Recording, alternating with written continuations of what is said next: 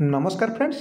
Friends शत्रु विनाशर आज जो उपाय विषय आम कहूँ जाऊँ से उपाय विषय आम कहवा पूर्व आपण मानक हाथ जोड़ी प्रार्थना करुँ प्लीज जदि आप केवल क्या केवल राग रखी कि कहार क्षति करने को ए उपाय विषय जानवा चाहती तेज आपण ए भिडियो को जमा भी देखु ना कहीं आज आम जो प्रयोग विषय कहूँ ताहा कहवाक सीना शत्रु स्तंभन किंतु यह खूब गोटे मारात्मक प्रयोगटे यह शत्रु को संपूर्ण रूप से तलितलांता करदेव ए प्रयोगर प्रभाव जहाँ भी शत्रु उपर पड़ो ताहा शुणी आपण लोम टांकुर उठिब सत कह गले आज भिडियो केवल आपण मान ज्ञान आहरण ही उद्दिष्ट ए प्रयोग शत्रु को संपूर्ण रूप से मूकबधिर तथा पागल करके ही छाड़ आपण शत्रु जिते भी शक्तिशाली वित्तशाली कि जिते भी हृष्टपृष्ट होता ना कहीं ए प्रयोग करापर से मेढा ठारू हीन हो तेबे आसतु आ बिना समय को नष्ट न करी से उपाय विषय आम खूब भल भाव जाणीना कि पूर्व आपण मान अनुरोध जे आपण वीडियो को देखा वीडियो गोटे लाइक टे निश्चय करूँ आउ यही वीडियो आप आगू देखा चाहूले चैनल को सब्सक्राइब कर पाखे बेल बटन टी आप ऑल करके दबाई दिंतु जहाद्वारा आपण यही वीडियो आगू मत देखा पाइपर तेज फ्रेंड्स शत्रु विनाशर ए प्रयोग केवल 3 दिन प्रयोगटे आउ 3 दिन भितर ही आपण शत्रु संपूर्ण रूप से संकट भितर को चली आस जदिओ प्रयोग शत्रु को स्तंभन करा जाए किंतु यह ठीक मारण पर काम करए प्रयोगटी शत्रु को ना बंचा देव ना मरवा देव से केवल जहाँ मझे रही छटपट ही हो तेज फ्रेंड्स ए प्रयोगटी शुद्ध रूप से गोटे तांत्रिक प्रयोगटे आउ सबुठ भल कथा कौन आप जानते ए प्रयोग करने ना आपण को आपण शत्रु पाखक जावाक पड़ो आउ ना तांको कौन से खाइबा पीवा देवाक पड़ो बरम आपण तांको ढेर दूर थाई निज घरे बसिकी केवल 3 दिन प्रयोग ही शत्रु को संपूर्ण रूप से बर्बाद करें एमती कौन से भी शत्रु ना जी कि यार प्रभाव वर्ती पार एमती कि आपण ए प्रयोग को करापर ना कौन सी तांत्रिक बा गुणिया आपण शत्रु को यार प्रकोप रक्षा करमती कि आपण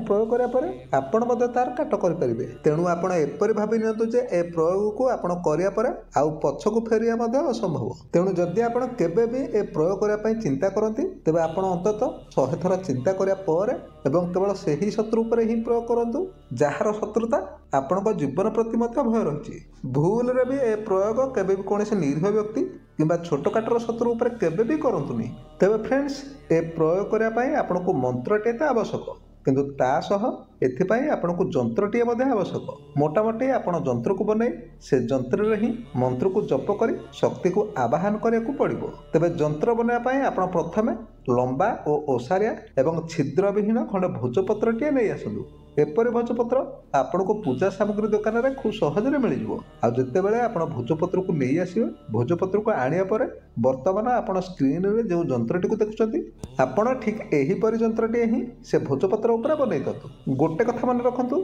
जंत्र को बनवाई बा प्रयोग करने सेमती कौन निर्दिष्ट तिथि बार आवश्यक ना तेणु आपड़ जेबे भी चाहिए यह खूब सहजरे बनईकि प्रयोग करेंगे आउ ता छड़ा जंत्र को बनवाई आप जो चाहिए बनई पारे एमती कि किछि नहले भी आपण खंडे कलम रे ए जंत्र को खूब सहजरे बनई पारे आउ जिते बड़े आप जंत्र को बनई सारे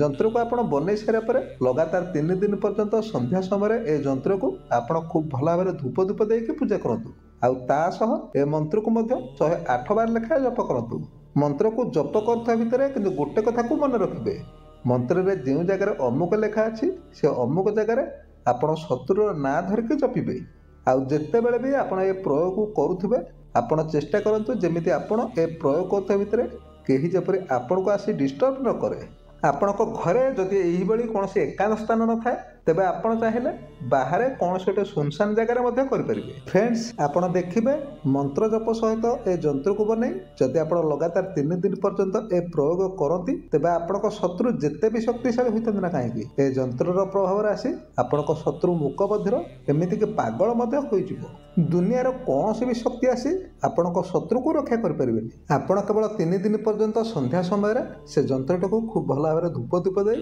मंत्र को केवल आप 108 थर जप करदे मात्र कहीं यार प्रभाव आपण शत्रु उपर तुरंत पड़ो तेबे जेमिति कि आमे कहिजु जे यह गोटे शक्तिशाली प्रयोगटे आउ थरे आपण यहाकू करिया परे आपण स्वयं निजे मध्य यार काट करि परिबेनी तेणु जेतेबेले आपण को यार प्रकृत आवश्यकता पड़िबो ଅର୍ଥାତ୍ ଯେତେବେଳେ କଥା ଆପଣଙ୍କ ଜୀବନ ଉପରକୁ ଚାଲି ଆସିବ ତେବେ ଯାଇ ଆପଣ ଏହାକୁ ପ୍ରୟୋଗ କରିବେ। ନଚେତ୍ ଏ ପ୍ରୟୋଗର ଦୁଷ୍ପରିଣାମ ଶତ୍ରୁ ଉପରେ ପଡ଼ିବା ବଦଳରେ ଆପଣଙ୍କ ନିଜ ଉପରେ ହିଁ ପଡ଼ିବ। ତେଣୁ ଯେତେବେଳେ ବି ଆପଣ ଏ ପ୍ରୟୋଗ କରିବେ 100 ଥର ଭାବିକି ହିଁ ପ୍ରୟୋଗ କରିବେ। କୌଣସି ନିରୀହ କିମ୍ବା ଛୋଟ କାଟର ଶତ୍ରୁ ଉପରେ କେବେ ବି ପ୍ରୟୋଗ କରିବେନି।